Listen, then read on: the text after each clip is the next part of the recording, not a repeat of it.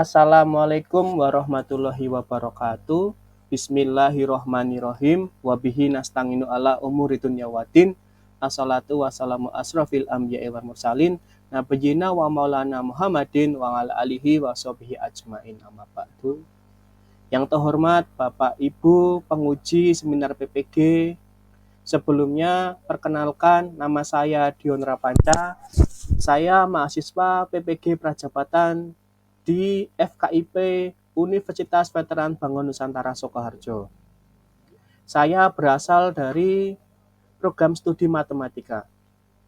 Pada kesempatan ini, saya akan menyampaikan tentang seminar PPG. Ada dua hal yang saya sampaikan. Yang pertama adalah makna guru sebelum mengikuti PPG dan makna guru setelah mengikuti PPG. Yang kedua tentang desain inovasi dan rencana tindak lanjut. Bahasan yang pertama mengenai makna guru sebelum mengikuti PPG dan setelah mengikuti PPG. Menurut saya, makna guru sebelum mengikuti PPG adalah guru sebagai sumber pengetahuan dan otoritas di kelas.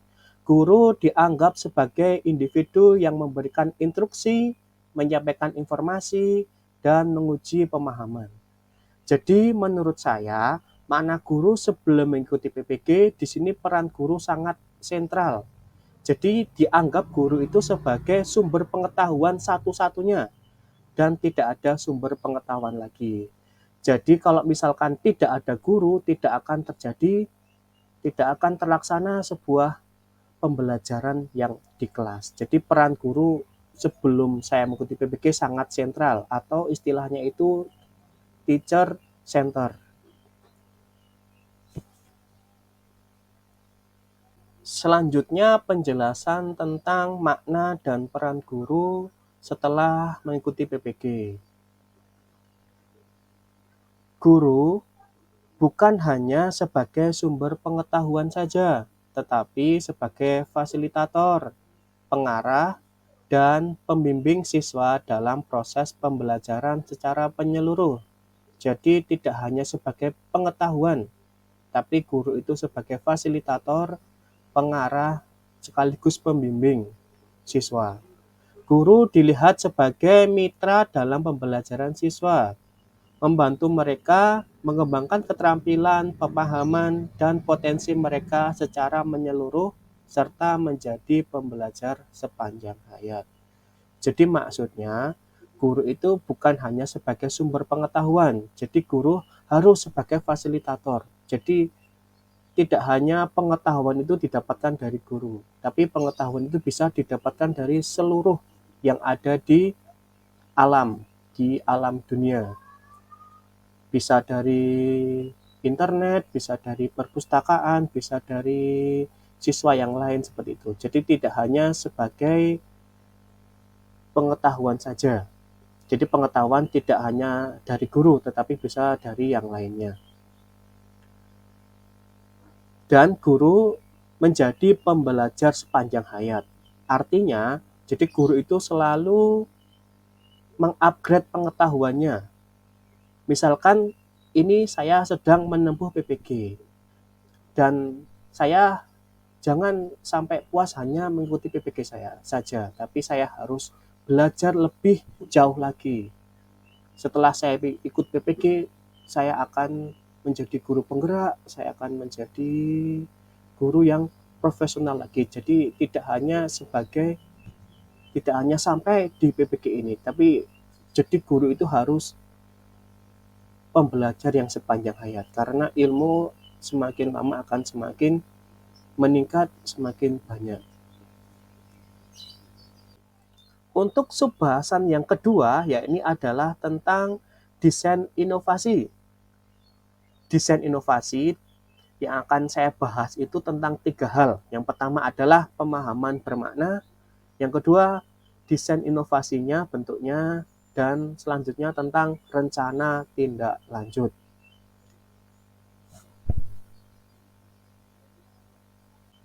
Selanjutnya tentang pemahaman bermakna, setelah saya mengikuti PPG, terdapat dua mata kuliah yang akan saya gunakan untuk menyusun desain inovasi.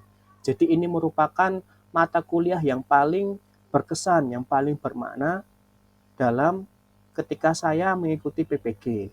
Ada dua mata kuliah, ya ini adalah mata kuliah tentang persepsi sosiokultural dalam pendidikan, dan yang kedua itu tentang pemahaman peserta didik. Yang pertama tentang mata kuliah persepsi sosiokultural dalam pendidikan. Persepsi sosiokultural dalam pendidikan, saya mendapatkan pengetahuan yang berharga tentang pentingnya konteks sosial, budaya, ekonomi, dan politik dalam pendidikan di Indonesia, dan bagaimana hal tersebut mempengaruhi penyelenggaraan pendidikan dan pembelajaran di sekolah. Yang kedua tentang pendekatan strategi atau teknik pembelajaran yang diterapkan sebagai scaffolding pada ZPD dapat membantu guru untuk memahami cara terbaik untuk mendukung peserta didik dalam memperoleh pengetahuan dan keterampilan baru.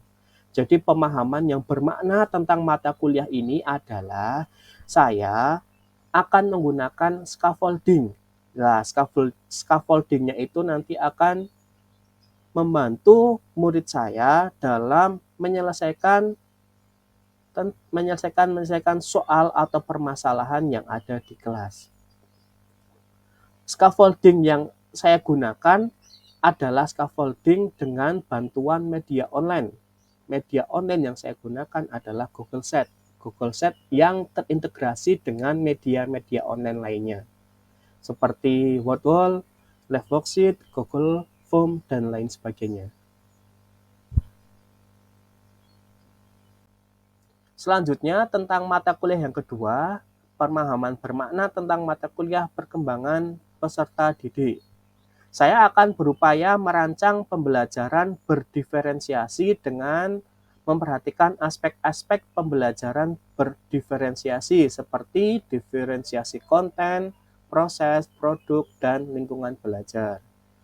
Saya akan berupaya mengimplementasikan pembelajaran berdiferensiasi dengan integrasi pengajaran yang inovatif, seperti SGD, Jigsaw, TGT, PBL, Inquiry Terbimbing, PBL, dan model pembelajaran interaktif lainnya. Jadi saya akan melaksanakan pembelajaran yang berdiferensiasi menggunakan model-model pembelajaran yang terkini seperti TGT, Jigsaw, Problem Based Learning, Inquiry Terbimbing, dan lain sebagainya.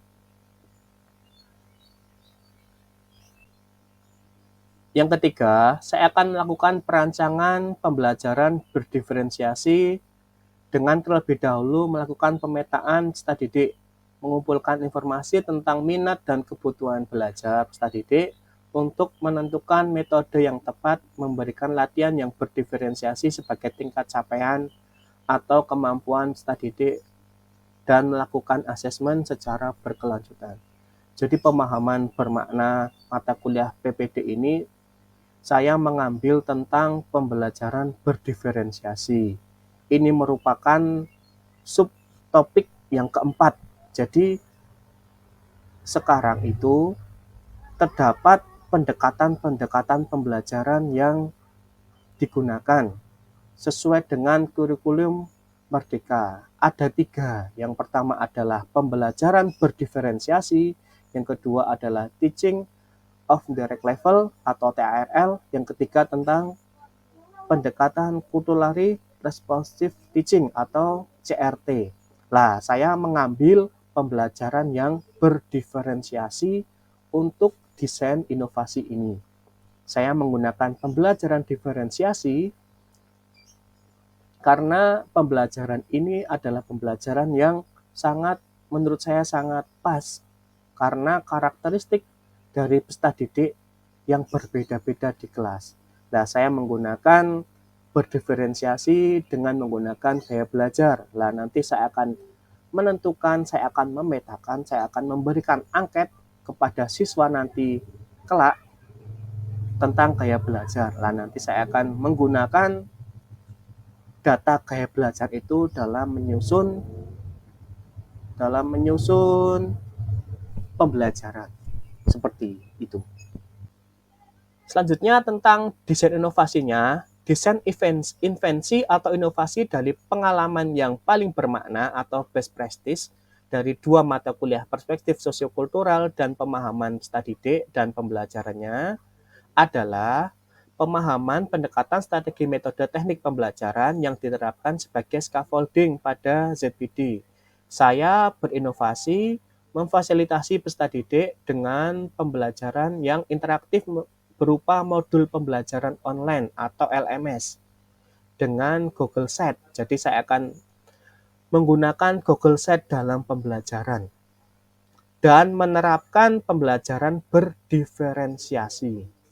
Modul pembelajaran online atau LMS yang saya buat menggunakan alur Merdeka. Alur Merdeka antara lain mulai dari diri, eksplorasi konsep, ruang kolaborasi, demonstrasi kontekstual, elaborasi pemahaman, koneksi antar materi, dan aksi nyata. Rencana pembelajaran saya akan saya susun di dalam modul ajar. Nah, itu merupakan salah satu contoh modul ajar tentang materi penerapan integral. Jadi intinya saya akan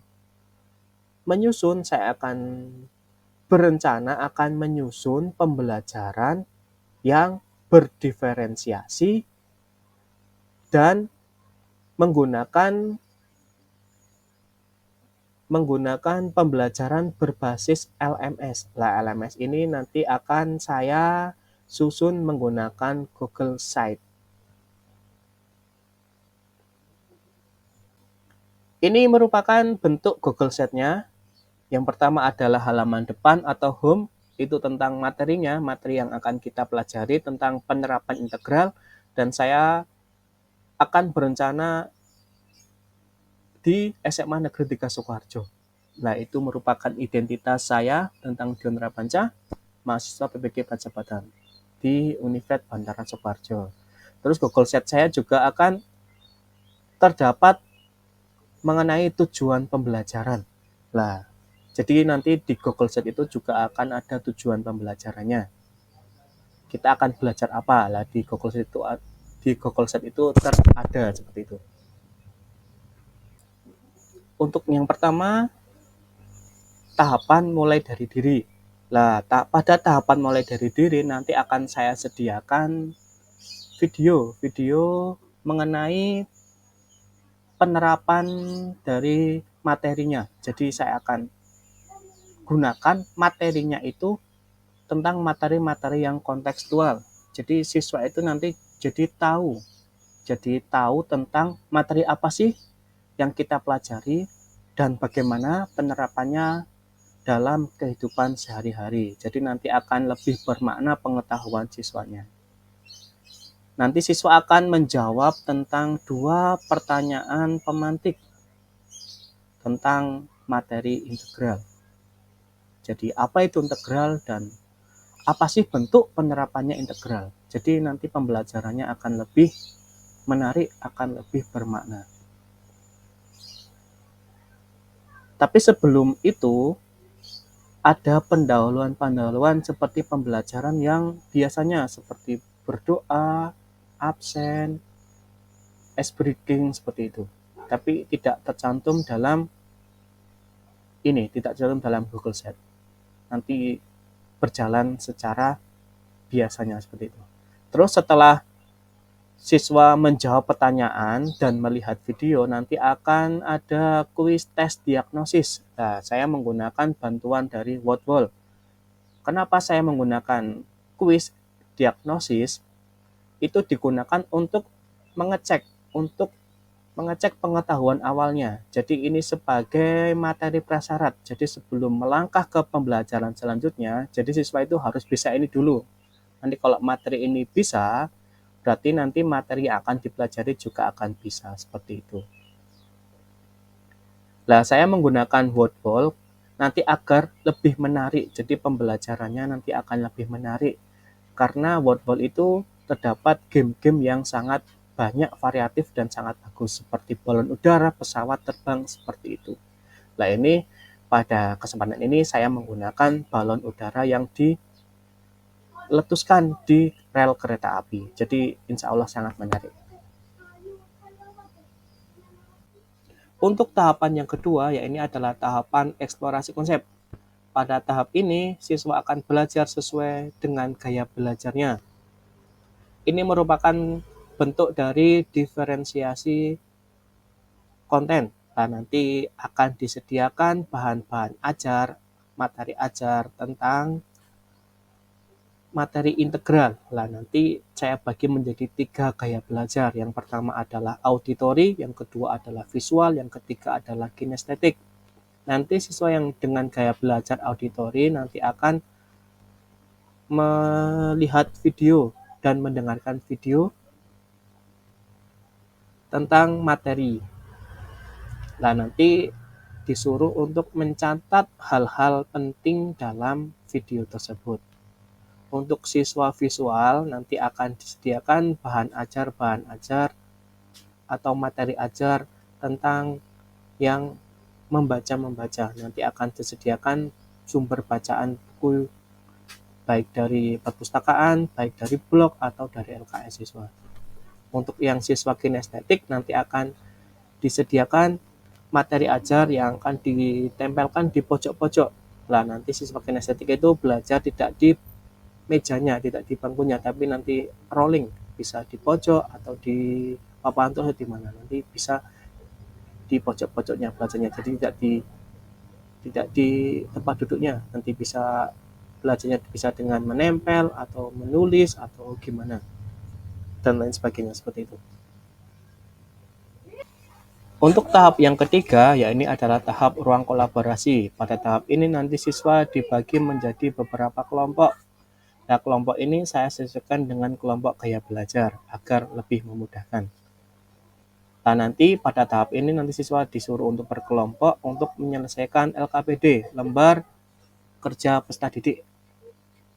Nah, peran guru di sini nanti membantu siswa, menuntun siswa untuk menyelesaikan LKPD. Jika ada siswa yang kesulitan atau kurang paham nanti bisa ditanyakan di gurunya seperti itu.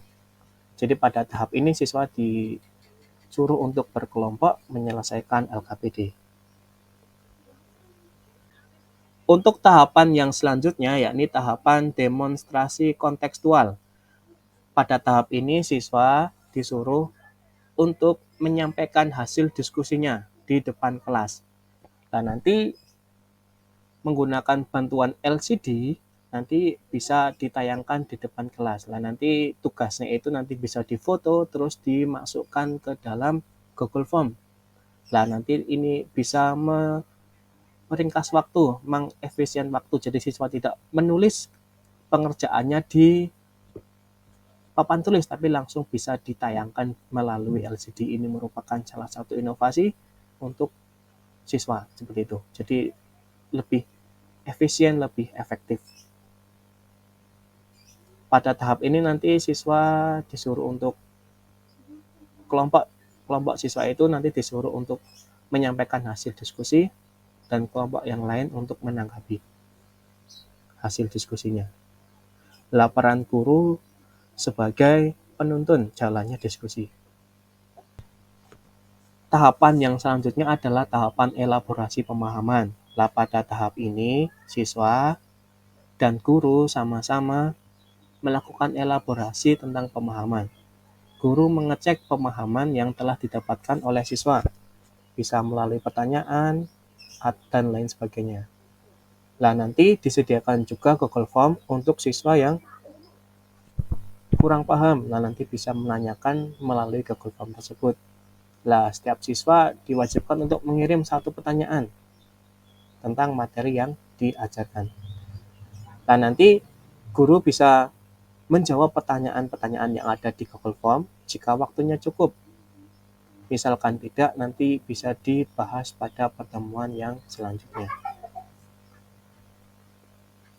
Nah, gunanya Google Form ini untuk menampung semua hal yang belum siswa ketahui. Seperti itu. Untuk tahapan yang selanjutnya adalah tahapan koneksi antar materi. Pada tahap ini, siswa dibentuk kelompok lagi menggunakan kelompok yang awal yang sesuai dengan gaya belajar untuk merangkum pembelajaran hari ini.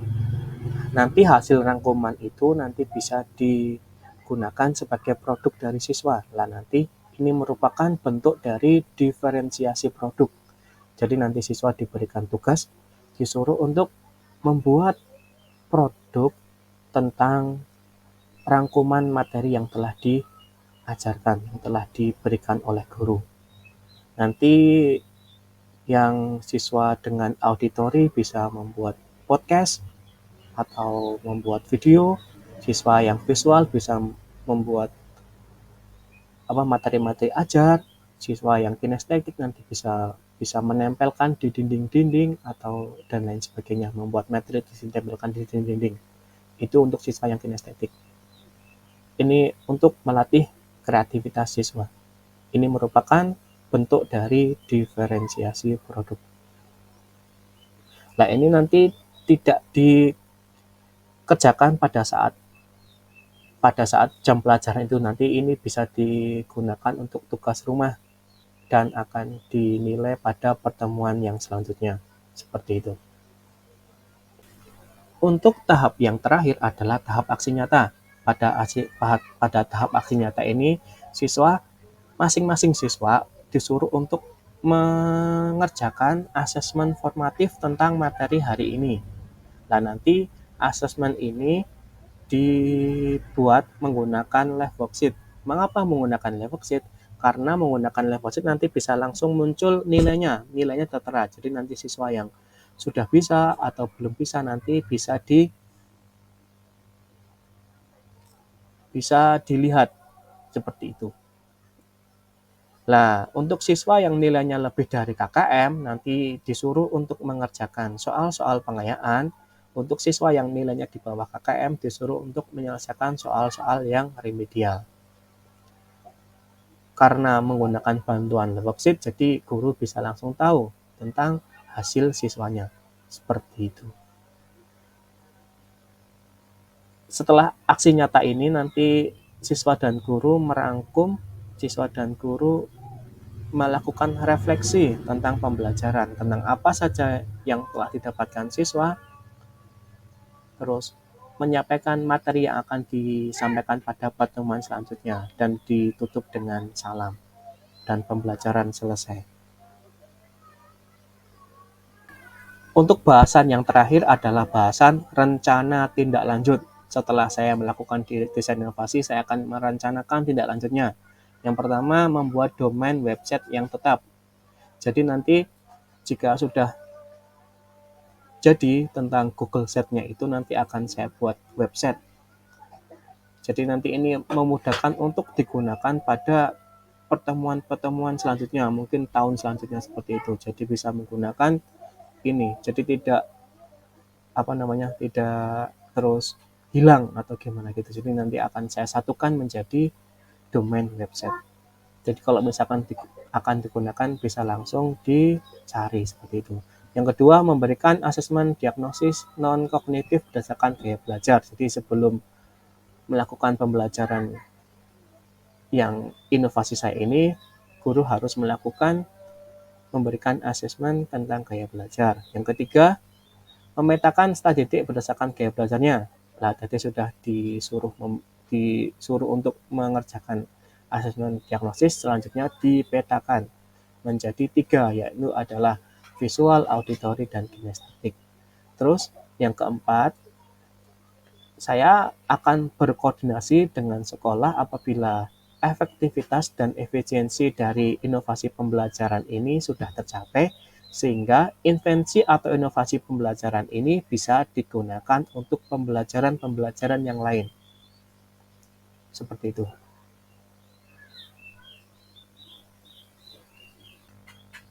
Cukup sekian yang bisa saya sampaikan. Terima kasih atas segala perhatiannya. Saya akhiri. Assalamualaikum warahmatullahi wabarakatuh. Ini merupakan bentuk Google Sheet. Jika ditampilkan dalam HP nanti bentuknya akan seperti ini. Ini adalah halaman depan atau halaman muka, terdapat gambar sekolah, materi sama nama sekolah. Terus di bawahnya itu ada identitas yang membuat ya, Dion Rapanca SPD dari PPG Prajabatan Universitas Veteran Bangun Nusantara Sukoharjo. Terus di atas itu ada garis 3, di kirinya LMS, tulisan LMS itu ada garis 3 itu adalah menu. Ada menu seperti ini, ada halaman muka, P atau R, tujuan pembelajaran, sama alur merdeka. Terus kita klik P atau R ini. P atau R ini adalah program pengayaan remedial. Ini jika kita klik nanti bisa di-download ya. Nah, di-download ini bisa, ini PDF.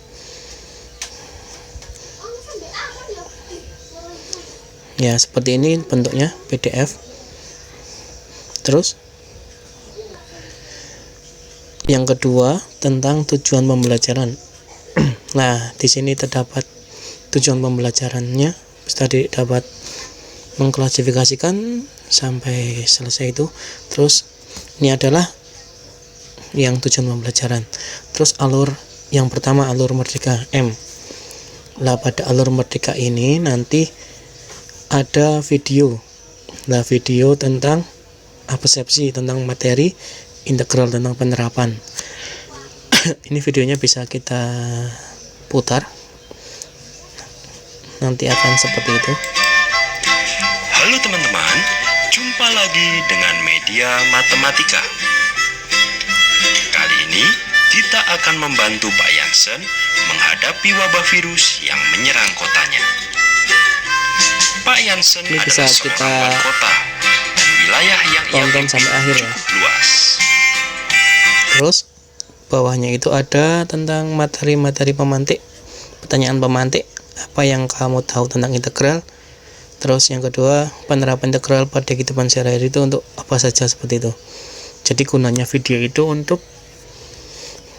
mengetahui bahwa integral itu bisa digunakan dalam kehidupan sehari-hari. Jadi pemahaman siswa nanti akan lebih bermakna. Terus bawahnya itu ada kuis. Kuisnya itu kuis diagnosis integral. Lah saya menggunakan word wall. Nah, misalkan ini kita isi Dion. Nah, kita start.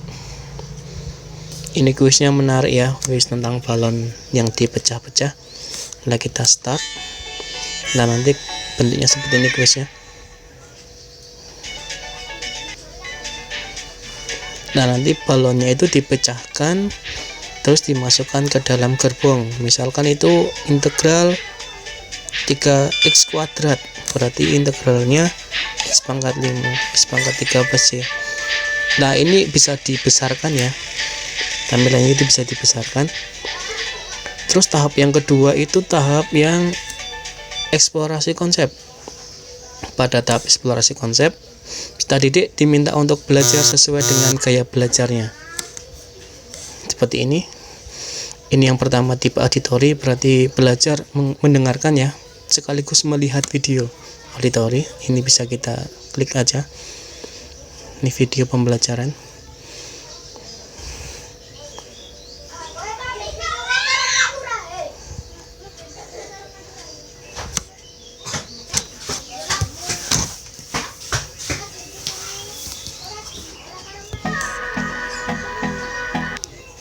Seperti itu ya. Terus yang bawahnya itu tentang materi ini, materi visual. Nanti di bawahnya itu ini berupa blok ya, tentang penerapan integral, tentang fungsi kecepatan dan percepatan. Dan tidak hanya ini saja visual ya, nanti bisa menggunakan buku-buku dari perpus atau LKS siswa.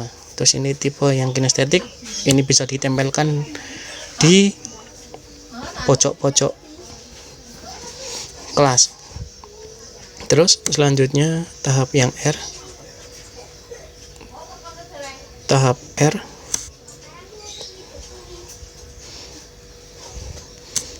Tahap R adalah tahap ruang kolaborasi. Di sini siswa dibagi menjadi 4 kelompok, menjadi 4 anggota per kelompok ya.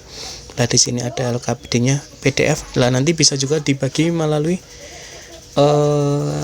cetak ya, yang cetak. Ini bisa di-download.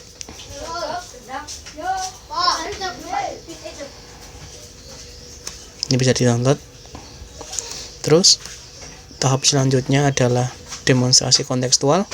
Pada tahap demonstrasi kontekstual, siswa diminta untuk mempresentasikan hasil diskusi kelompoknya di depan kelas, kemudian mengunggah hasilnya. Jadi ini adalah tempat unggah tugasnya di sini.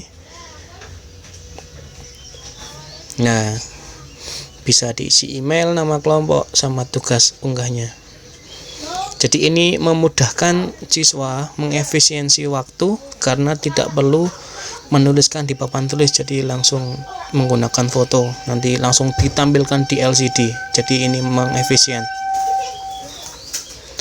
Terus selanjutnya elaborasi.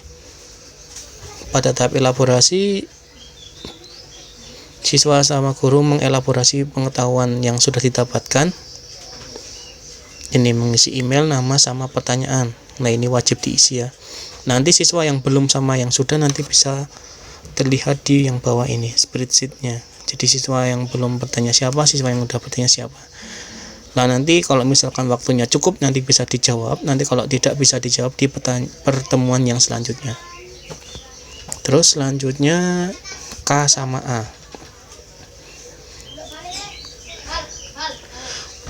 Ini ya, ini adalah bentuk Google Sheet yang jika ditampilkan dalam HP. Mungkin itu saja, terima kasih.